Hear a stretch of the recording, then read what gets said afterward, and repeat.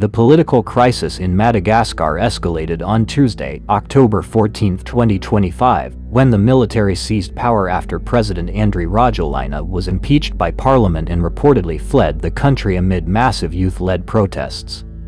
Colonel Michael Randrianirina, commander of the elite forces leading the rebellion, announced the takeover on national radio. "We have taken power," he said.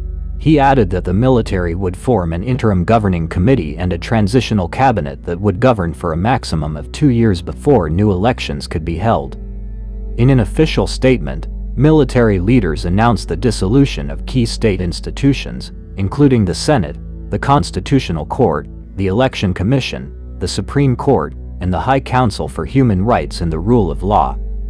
The only institution that remains operational is the National Assembly, the statement said. The military's move followed days of political turmoil in the island nation off the coast of southern Africa. Rajoelina had attempted to dissolve the National Assembly by decree, but lawmakers proceeded with the impeachment vote, creating a constitutional deadlock that the military exploited to seize control. In a statement released from his hideout, Rajoelina, who himself came to power in a 2009 coup, denounced the military's move as an illegal usurpation. Opposition, military, and diplomatic sources confirmed to Reuters that Rajoelina had left Madagascar on Sunday night aboard a French military aircraft.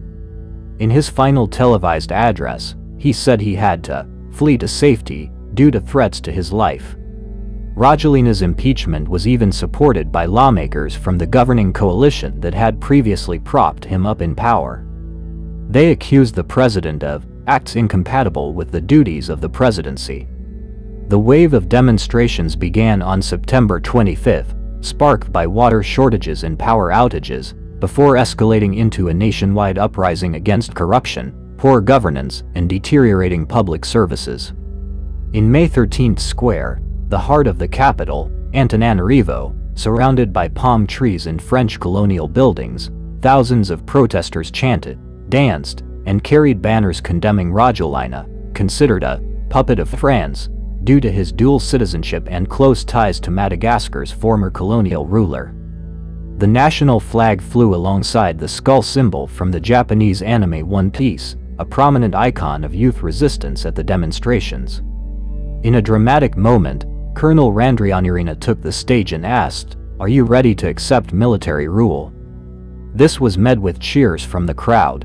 Randrianirina's elite Couphttps unit, a force that played a major role in the 2009 coup, had previously declared its support for the protesters and refused to fire on civilians. This move triggered a domino effect. The police and the paramilitary gendarmerie subsequently defected from Rajoelina. Madagascar's economy is in dire straits. The country of around 30 million has a median age of under 20, with 3/4 of the population living in poverty. World Bank data notes that between 1960 and 2020, Madagascar's per capita income fell by 45%.